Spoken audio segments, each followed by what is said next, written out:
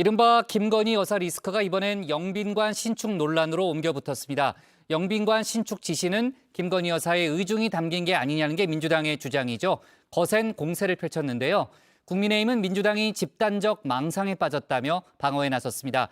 다만 여당 일각에선 영빈관 신축 계획 자체는 뜬금없었다는 지적도 있습니다. 관련 내용을 정치인사이드에서 짚어봅니다.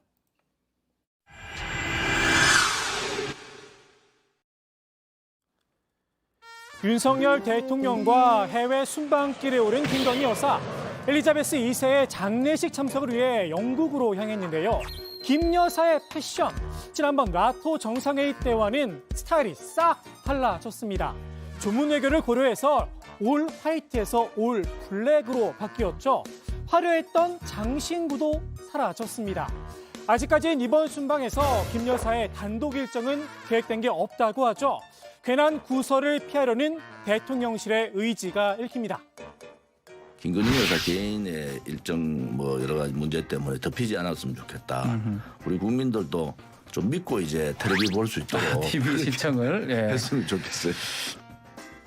우리 국민들이 믿고 텔레비전을 볼 수 있을까요? 김 여사는 해외로 떠났지만 국내에선 김 여사 관련 논란에 더 불이 붙었습니다. 도이치모터스 주가 조작 의혹, 새로운 사실이 보도가 됐죠. 주가 조작에 가담한 사무실에서 김건희 엑셀 파일이 확인된 건데요. 파일의 작성 시점, 지난 2011년 1월 주가 조작 2차 작전이 한창일 때 만들어졌습니다. 지난 대선 당시 윤 대통령은 2010년에 딱 넉 달만 주식 매매를 맡겼다 이렇게 밝혔었죠. 4개월 딱 하고는 그 사람하고는 끝났고 그 당시에 도이치모터스라고 하는 것은 주가의 변동도 크지 않았고 저희 집사람 오히려 손해보고 그냥 나왔습니다. 그것도 2010년입니다. 윤 대통령의 해명과는 배치가 되는 정황 증거가 나온 겁니다. 대통령실은 드릴 말이 없다 말을 아꼈는데요. 앞서 김건희 특검법을 발의했었죠. 민주당은 스피커의 볼륨을 한껏 높였습니다. 김건희 여사가 도이치모터스 2차 주가 조작에도 가담한 정황이 또다시 드러났습니다. 보도에 따르면 2차 조작 시기 작전 세력 PC에서 김건희 엑셀 파일이 작성됐고 작전 세력이 김 여사 계좌와 주식을 관리한 정황도 추가 확인된 것입니다. 대통령실과 여당이야말로 거짓을 진실로 믿는 미플리 증후군에라도 걸린 것 아닙니까? 국민의힘을 향해 특검법을 수용하라 재차 압박을 했는데요. 국민의힘은 민주당의 특검 주장에 정치 쇼라고 반박을 했었죠. 여론조사에서 특검 창성 여론이 높은 것도 홍보가 부족했다. 애써 평가 절하를 했었습니다. 김건희 여사의 특검과 관련되어지는 이 프레임이 저희가 국민들을 설득하거나 아니면 실상에 대해서 알리는 일에 대해 저희가 이렇게 좀 부족하지 않았나. 글쎄요, 과연 홍보의 문제였을까요? 국민의힘은 문재인 정부에서 탈탈 털었던 사안이다. 적극 대응에 나섰죠. 그럼에도 여론을 뒤집기에는 역부족이었나 봅니다. 오늘 발표된 여론조사 결과인데요. 특검에 동의한다는 응답이 59.9%, 국민 10명 가운데 6명은 특검에 찬성한다는 입장을 밝혔습니다. 민주당에선 검찰 책임론도 제기를 했죠. 검찰이 국민들의 욕을 제대로 해소하지 못했다는 겁니다. 현재 검찰총장은 윤 대통령 가족 수사와 관련해 수사 지휘권이 박탈된 상태인데요. 이원석 신임 검찰총장은 인사청문회 당시 수사 지휘권을 회복시켜 주면 책임을 지고 수사를 하겠다 이렇게 밝혔었습니다. 다시 수사 지휘를 할 수 있는 그런 정상적인 상황이 된다고 하면 모든 책임은 총장이 지고 이 사건에 대해서는 충실하게 수사할 수 있는 그런 방안을 강구해야 되지 않나, 저는 개인적으로는 그런 생각을 갖고 있습니다. 그런데 오늘 첫 출근길에선 미묘하게 입장이 바뀌었습니다. 김건희 여사 도이치모터스 사건 수사 지휘권 요청은 언제 하시쯤 하실 예정이신지. 현실적으로 그리고 또 법률상으로도 여러 가지 고려해야 될 부분이 많은 것이 사실입니다. 과연 수사 의지가 있는 걸까요? 검찰이 불신을 자초한다는 비판, 이 총장 체제에서도 피하기는 어려워 보입니다. 김건희 여사를 둘러싼 정치권의 공방, 영빈관 신축 논란으로도 번졌죠. 878억 원의 세금을 들여 영빈관을 새로 짓겠다는 대통령실의 계획, 결국은 없던 일이 됐는데요. 정치권의 논쟁은 현재 진행형입니다. 김 여사의 이 통화 내용이 정쟁의 빌미를 줬습니다. 내 아는 그 도사 중에 그 사람이 청와대 들어가자마자 영빈관을 옮겨야 된다 하더라고. 옮길 거야. 옮길 거예요? 민주당에선 김 여사가 영빈관 신축을 지시한 게 아니냐 공세를 폈는데요.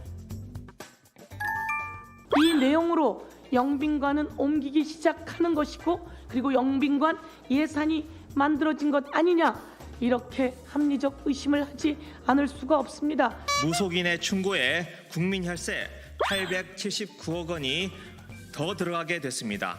복채로 여기기에는 액수가 너무 큽니다. 국민의힘은 민주당이 집단적 망상에 빠졌다고 날을 세웠습니다. 영빈관 신축은 대선 공약 사항이었다는 겁니다. 그 김건희 여사가 사적으로 한 통화에서 영빈관을 이전해야지 했었던 말씀은 윤석열 대통령께서 이미 청와대 공약으로 청와대 이전을 공약했었기 때문에 당연히 나올 수 있는 말로서 그것 자체를 근거 없이 지시라고 하는 경강부에 대해서도 개탄하지 않을 수 없습니다. 기존의 영빈관이 너무 낡아 새 영빈관이 필요하다는 점도 강조를 했는데요. 탁현민 전 청와대 의전비서관의 3년 전 발언도 소환을 했습니다. 탁 전 비서관이 영빈관을 두고 구민회관보다 못한 수준이다 이런 지적을 했었다는 겁니다. 만찬 오찬을 쓰는 식탁을 둘 곳이 없어서 계단 밑에다 두고 그것을 헝겊으로 덮을 정도로 시설이 비좁았습니다. 그리고 또 싸구려 유럽풍 인테리어는 저희가 국빈을 모실 적에 설명을 할 수 없을 정도로 부끄러웠습니다. 탁 전 비서관도 입장을 밝혔는데요. 당시 탁 전 비서관은 영빈관에 개보수가 필요하다고 주장을 했었죠. 재건축과 신축은 다른 문제다. 한마디로 일축을 했습니다. 국민의힘은 영빈관 신축이 후임 대통령을 위한 인프라 구축이다 주장도 폈는데요. 민주당의 생각은 전혀 다르죠. 그럼 후임 대통령께서 누가 되실지 모르지만 나 계속 용산에 있을래 하실지 혹은 나 청와대로 돌아갈래 하실지 그건 알 수가 없는 일입니다. 근데 용산에다가 영빈관을 갖다 크게 지어놨다. 그러면 돌아가기가 힘들겠죠. 영빈관 논란이 이처럼 커지고 결국 김건희 여사에게까지 불똥이 튄 이유, 밀실에서 졸속으로 결정한 탓이 가장 크죠. 청와대 수석들도 미처 몰랐다고 하는데요. 소수 참모와 경호처가 추진을 했다는 보도도 나왔습니다. 아무런 여론 수렴 과정 없이 예산안에 슬쩍 끼워 넣어서 말입니다. 야당 지금 국회의원이 이거 뭐지? 이렇게 하면서 이제 나온 거잖아요. 네. 그러니까 여당에서도 이거 뭐지? 이러고 있고 수석들도 뭐지? 이러고 있으면 이게 어떻게 되는 거예요? 국민의힘 내부에서도 부적절했다는 비판의 목소리가 나오는데요.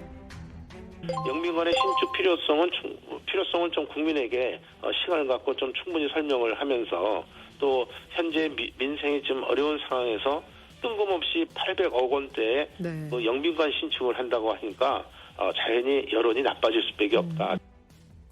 대통령실의 결정 과정을 특별 감찰해야 한다는 주장도 있었습니다.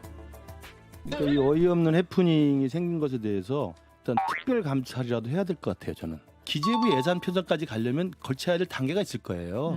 그렇지 않겠어요? 그런 모든 과정에 그러면 한 명도 이게 그 의사결정 과정에 이의 제기가 없었다고 한다면 이건 정상적인 대통령실의 의사결정 과정은 아닌 거죠. 오늘 다만 제대로 된 감찰이 가능할까 싶기도 합니다. 대통령이 결재 안 했을 수가 없거든요. 이거에 대해서. 맞잖아요. 그런데 그럼 대통령을 감찰하겠다는 얘기인데 그게 가능하겠어요? 그러면 대통령께서는 처음부터 이걸 다 보고받으셨고 지시를 하셨다. 그렇게밖에 가정을 할 수 없는데 국민들이 좀 공감을 해주시지 않아가지고 뭐 처리할 수밖에 없다. 이렇게 말씀하신 거는 조금 유체이탈 아닌가. 최종 결정 결국은 윤 대통령이 했다라는 건데요. 윤 대통령은 앞서 대통령실 이전 비용이 도마에 오르자 영빈관을 새로 지을 필요가 없다고 밝혔었죠. 1년에 몇 번 안 쓰인다 하더라고요. 그래서 지금 만약에 그런 걸 꼭 써야 되면은 시민공원이지만 청와대 영빈관이나 본관을 예산을 아끼겠다는 취지였습니다. 더욱이 최근 윤석열 정부가 천명한 재정 원칙, 한마디로 허리띠를 졸라 매자였는데요. 우리 미래 세대에게 빚더미인 나라를 물려줄 수는 없습니다. 전례 없이 강력한 지출 구조 조정을 실시했습니다. 이제부터라도 허리띠를 단단히 졸라매지 않으면 커지고 있는 경제 불확실성 앞에 방패막 없이 맞서야 합니다. 윤 대통령이 직접 나서 문재인 정부의 태양광 사업 비리 의혹을 거론하면서 혈세 낭비를 질타하기도 했습니다. 국민들의 이 혈세가 어려운 분들을 위한 복지 또 그분들을 지원하는 데 쓰여야 될 돈들이 이런 이권 카르텔의 비리에 사용되었다는 것이 참 개탄스럽습니다. 그런데 정작 대통령실에선 남몰래 영빈관 신축을 결정한 겁니다. 며칠 전에 그 태양광 줄줄 샌다고 혈세를 낭비한 사람 엄단하자고 했던 했죠. 대통령 아닙니까? 했죠. 그럼 혈세 878억을 이야기하면 말이 됩니까? 더욱이 예산안에 878억 혈세의 수혜자 국민이라고 명시를 해놨죠. 과연 국민들이 동의할 수 있을까요? 황양호님께서는 수혜자가 국민이면 거기서 환갑잔치해도 되나요? 라는 의견을 주셨습니다. 이른바 삼중고에 고통받고 있는 국민들, 대통령실의 행태에 어떤 생각이 들까 싶습니다. 오늘의 정치 인사이드 이렇게 정리합니다. 무엇이 중요한지? 무엇이